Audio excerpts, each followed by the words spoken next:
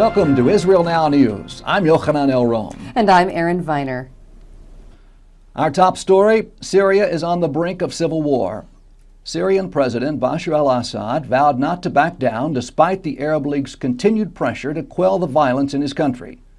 What has been dubbed the crackdown killings by Assad's government against protesters have claimed the lives of at least 4,000 people in the past 8 months. Assad is quoted as saying that he will press on with the crackdown against protesters despite increased international pressure to end it. He said the conflict will continue and the pressure to subjugate Syria will continue.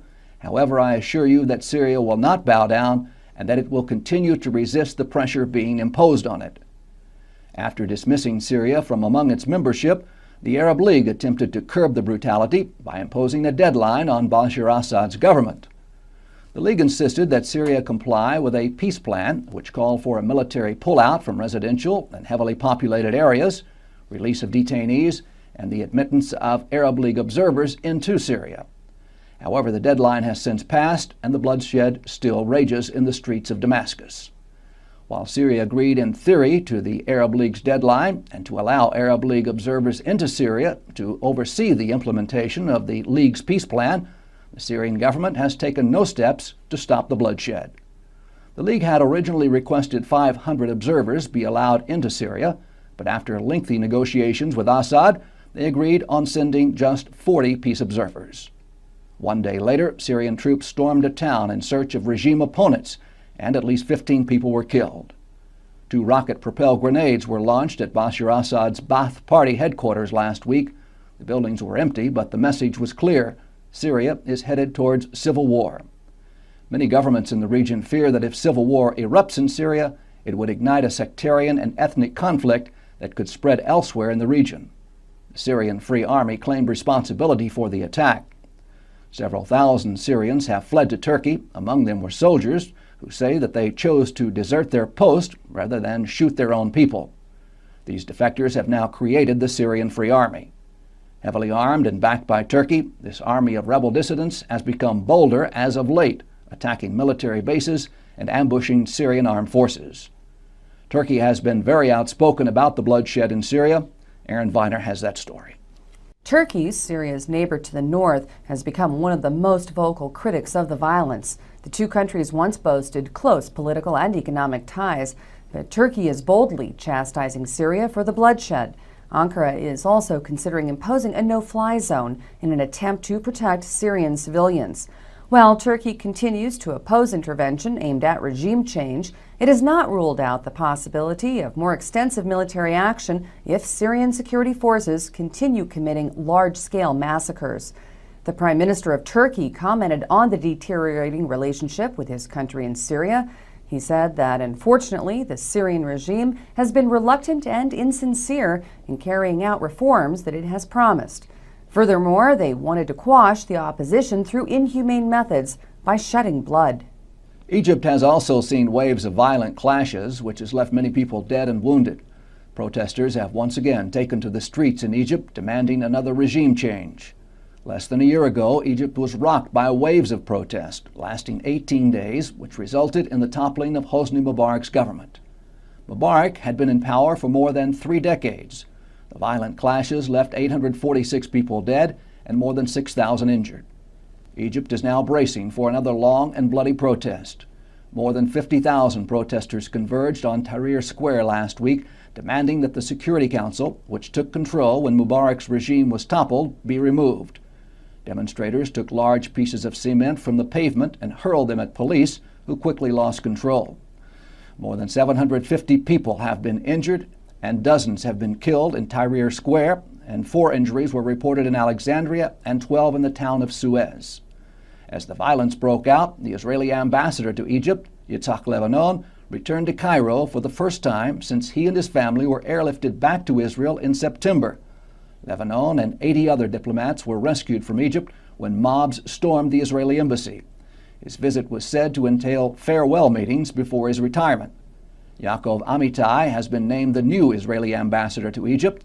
He's expected to travel to Cairo in December for a formal ceremony, but the Israeli embassy will not be staffed, nor will it resume normal activity until Egypt has stabilized and can provide an acceptable and secure environment for Israeli embassy staff in Egypt. In reference to his close call and to the violence in Egypt, the incumbent ambassador said that it is clear to him that the anti-Israeli sentiment in the streets of Egypt is not going to stop. In a move to repair a 4-year rift, Fatah and Hamas have agreed to hold elections next May. The new government will be based in Gaza, and the parties have hinted that the next prime minister may also be a resident of the Gaza Strip. As part of the agreement, an interim caretaker government will be elected on the condition that PA Prime Minister Salam Fayyad be excluded from its ranks. Hamas is insisting that Fayyad step down from his current position, claiming that he is a pawn of the Western governments and is also too close to Israel.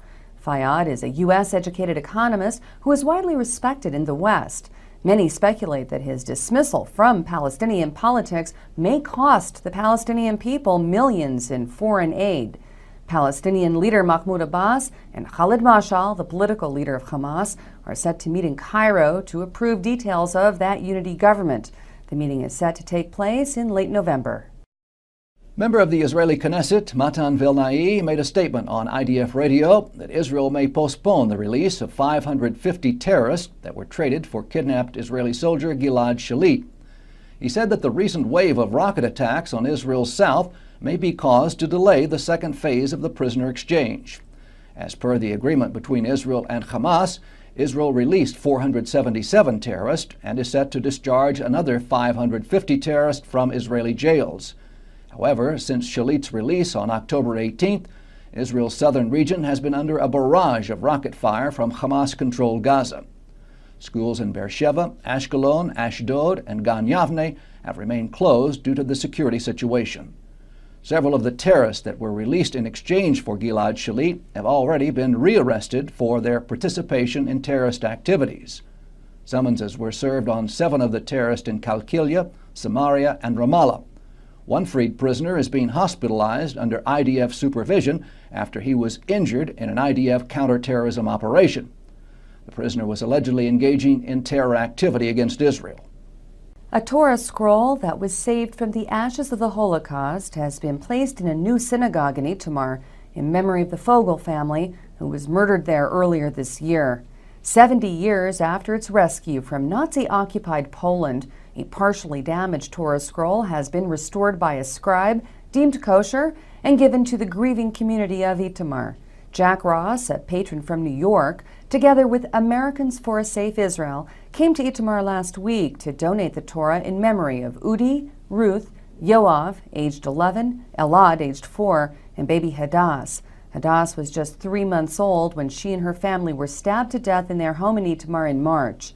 The assailants, 2 men affiliated with the Popular Front for the Liberation of Palestine, remain cold and remorseless for the massacre of the sleeping Fogel family. Accompanied by a delegation from AFSI, Jack Ross spent over a week in Itamar building the Ark for the Torah and helping to complete the building of the new Itamar synagogue. Hundreds of Israelis took part in the ceremony to welcome the Torah to its new home. They danced with the scroll up to a hilltop and into the new Itamar synagogue. Gershon Mesika, the head of the Shomron Regional Authority, compared the Torah, which is the heart of the Jewish people, to Itamar, which he said is the heart of the land of Israel.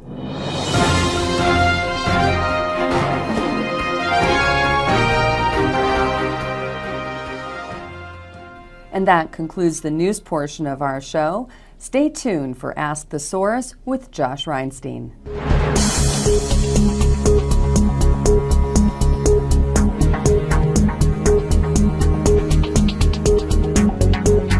Hello, and welcome to Ask the Source. I'm your host, Josh Reinstein, and we're here on our rooftop studio in Jerusalem.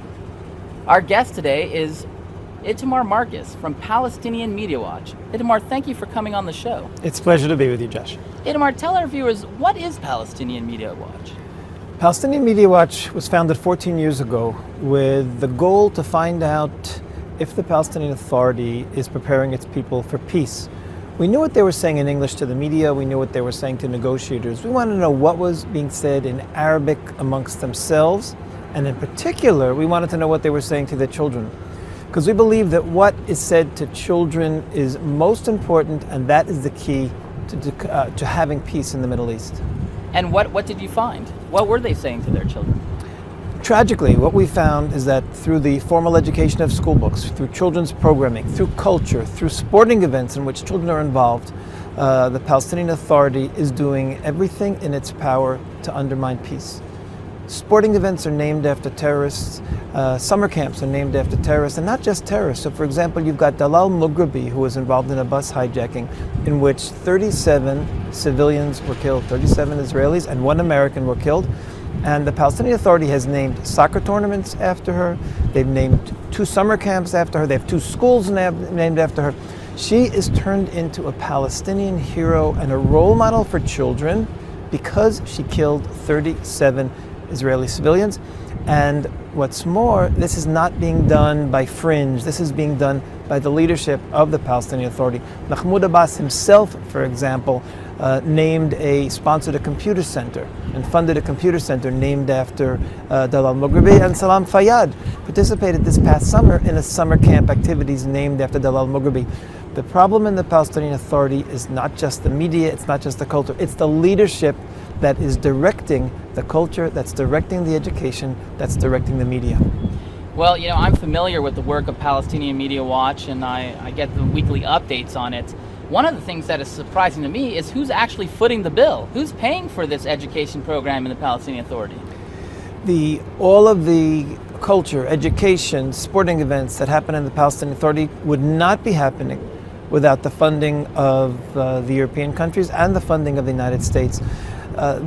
This is tragic that well-intentioned funding by these countries is going to essentially facilitate this kind of hatred. And the real tragedy is we've documented this in many parliaments, we've documented in Congress, and unfortunately many of the leadership are saying, well, let's see exactly where our dollar is going. Let's see exactly where our euro is going, which of course is a terrible mistake. They could not. This funding that is being done by the Western countries gives the United States and gives the European countries tremendous leverage. And this leverage is being wasted, and the hatred continues to be promoted. Well, why don't they just simply cut off the funding? It doesn't make sense. Why would American taxpayers be paying for hatred in textbooks calling for the destruction of Israel when, the government of America could just cut off the funding and say, look, as long as you do this, we're not going to give any money? There is a fear in the United States and in Europe that cutting off the funding would cause the Palestinian Authority to collapse. We feel that cutting off the funding temporarily might make the Palestinian Authority rethink their hatred education, rethink their demonization of Israel and Jews, rethink their glorification of terrorists. If the world would make a very strong statement to the Palestinian Authority, any month that your television or your leadership glorifies a terrorist or pays the salary of a terrorist who's in an Israeli jail, any month that this happens, you do not get that month's allocation. I think we would see a very, very quick change in the Palestinian Authority and the messages that they're giving to their people. Well, recently, the Palestinian Authority was accepted into UNESCO in an unprecedented move. No non-country, non-entity has ever been accepted in a UN body, and America cut off the funding. They cut off the $60 million that they were to transfer to UNESCO. Why don't we see more activity like that? Why in UNESCO do they cut the funding, but here, when it's such a blatant misuse of funds, they're more patient about to see what would happen? I think in this case, the UNESCO was not the principle of UNESCO as much as it was the principle of not listening to the United States request. The United States made a public request of the Palestinian Authority and told them in advance that if they did that, they would lose their funding. So here it was a question of honor and of showing the Palestinian Authority that when the United States requests something, you have to follow, which stresses which reiterates what I just said a minute ago, how much power the United States has to really change the Palestinian Authority. If they would use that leverage with the $600 million a year that they transfer to the Palestinian Authority directly, not just to UNESCO, but to the Palestinian Authority itself, I think we would see first crisis in the Palestinian Authority, then change, and then better government. One of the most shocking videos I saw was the Palestinian Authority depiction of Mickey Mouse telling children to blow themselves up as suicide bombers. Can you talk a little bit about that clip? Well, the Palestinian Authority for many years encouraged children to be not specifically suicide bombers, but to be shaheeds, to be martyrs. They had video clips, for example, where a child falls down on the ground as a martyr, and he's probably 15 or 16 years old, and the words that are being sung is, "How sweet is martyrdom when I embrace you, my land."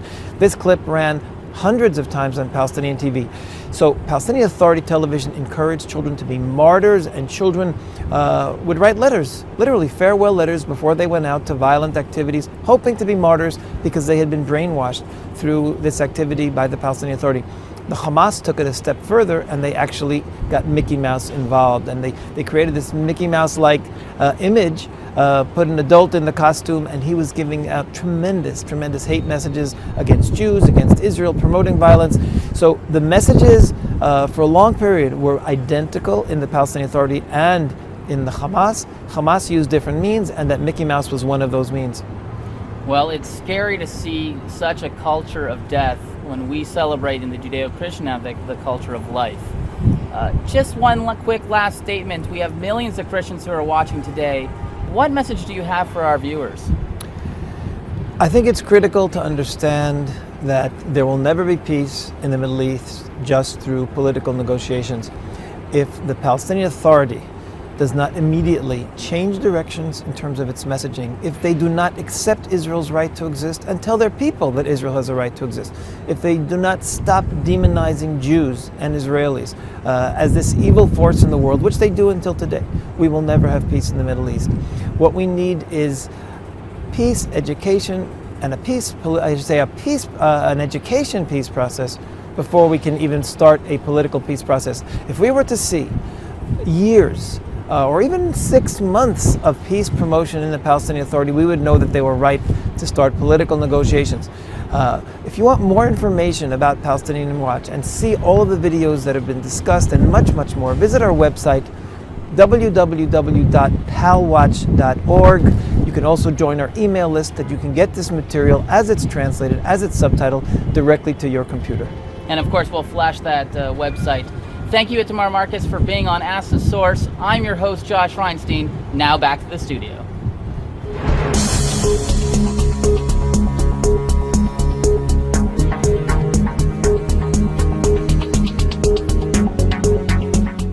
Up next, shining light from Israel.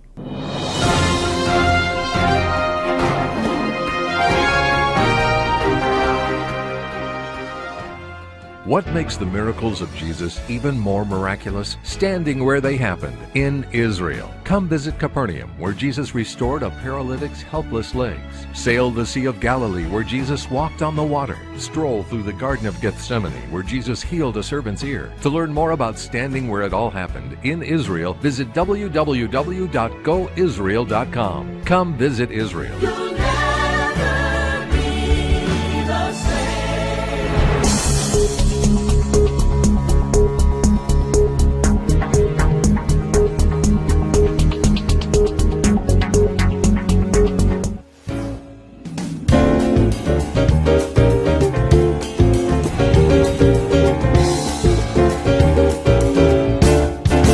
Often on the news, we hear the terms occupied territories, 67 borders, and illegal settlements.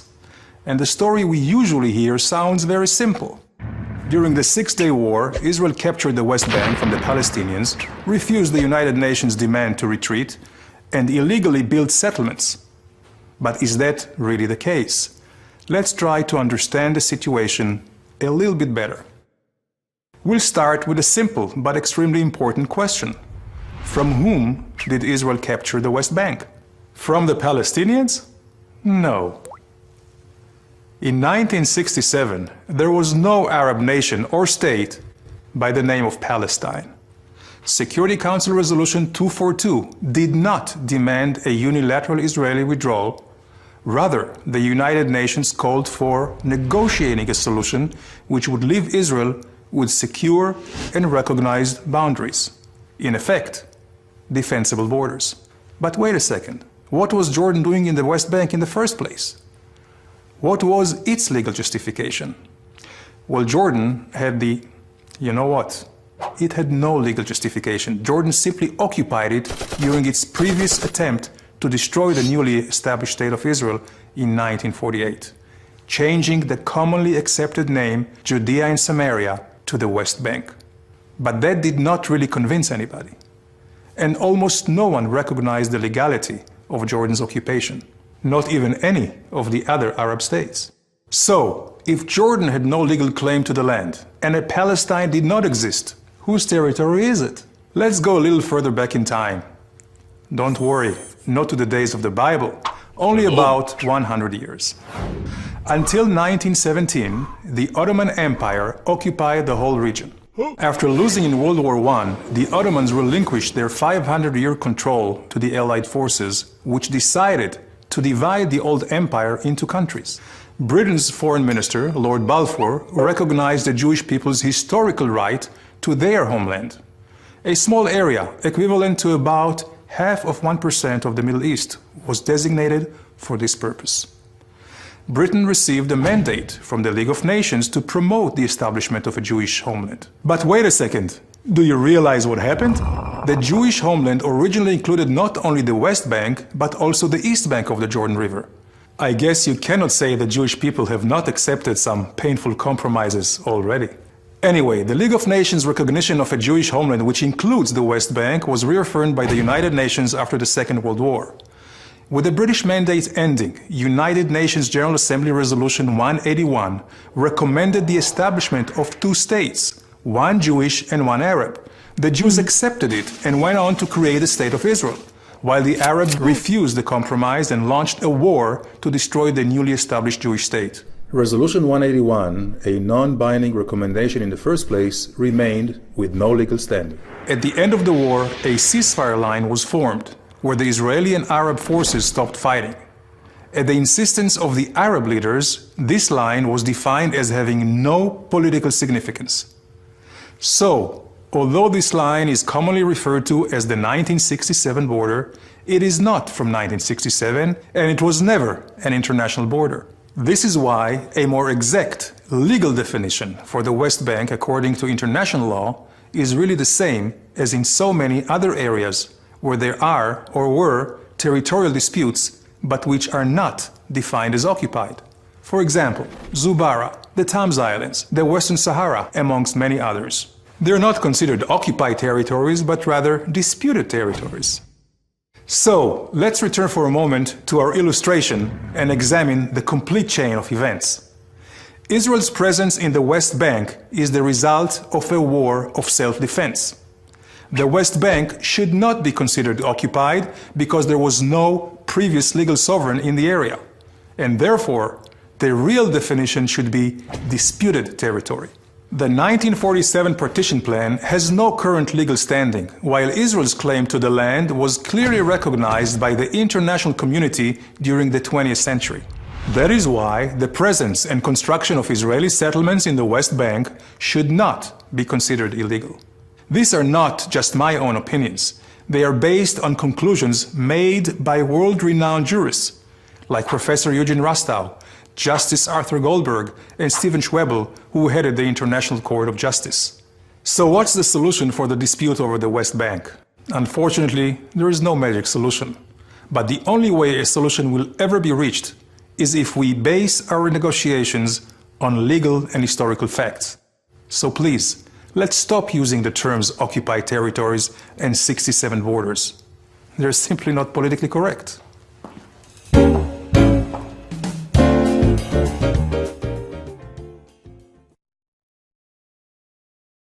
What makes the miracles of Jesus even more miraculous? Standing where they happened, in Israel. Come explore Jerusalem, where Jesus opened blind eyes. Visit the hills of Galilee, where Jesus fed the multitude. Stroll through Capernaum, where Jesus lived and taught and healed. To learn more about standing where it all happened in Israel, visit www.goisrael.com. Come visit Israel.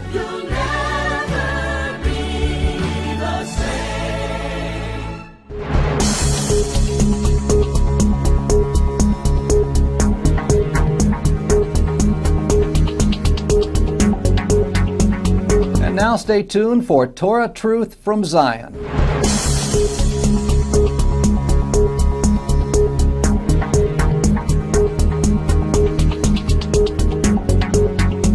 Welcome to Jerusalem. My name is Rabbi David Lichtman from Esha Torah. This week's Torah portion is called Toldos, where we learn and study about the twin sons of Isaac and Rebekah. Their names were Esav and Jacob. They were twins. They grew well, they grew to full adulthood, but yet they diverged. They went in opposite, diametrically opposed directions in life. Jacob was known as a man who was studious, a man who was gentle-mannered, and yet Esau was known as a man of the field, a man who was prone to emotional responses. And these two individuals went in directions which were opposite each other, not just in emotions, but also in the ideologies that they carried in life. And this is going to help us understand also why Jacob was the one to whom was entrusted the next phase of building the Jewish nation, as opposed to Esav. The story can be understood directly when we see Esav coming back from a hunt in the field, weak, depleted, hungry, thirsty, desperate. And he comes and he sees that his brother Jacob is cooking a lentil stew. And he comes into the room where he smells the aroma of the stew and immediately insists on the red stuff being poured right down his throat. He couldn't wait any longer. At that moment, a very strange thing occurs. Jacob turns to his brother Esav and says, "I'll do that if you sell me your birthright." And Esav's response is equally bewildering. "What use is it to me to have the birthright? I'm going to die anyway. Here's the birthright, give me the stew." The commentaries dwell on this and tell us something quite interesting, fascinating, and yet compellingly relevant to our lives today. And so, one of the foundational lessons that the Torah is imparting to us is that we should always weigh our pleasures in life. We seek them out. We always want them. It's junk food versus healthy food. But in the end, our reactions are going to be different. One will de-energize us, and the other will energize us. We need to seek out those pleasures which are long-term. We need to seek out those pleasures which will energize us. We need to seek out those pleasures which will bring us to greater heights in life. I thank you very much. From Jerusalem, I'm Rabbi David Lichtman. I look forward to learning with you again next week.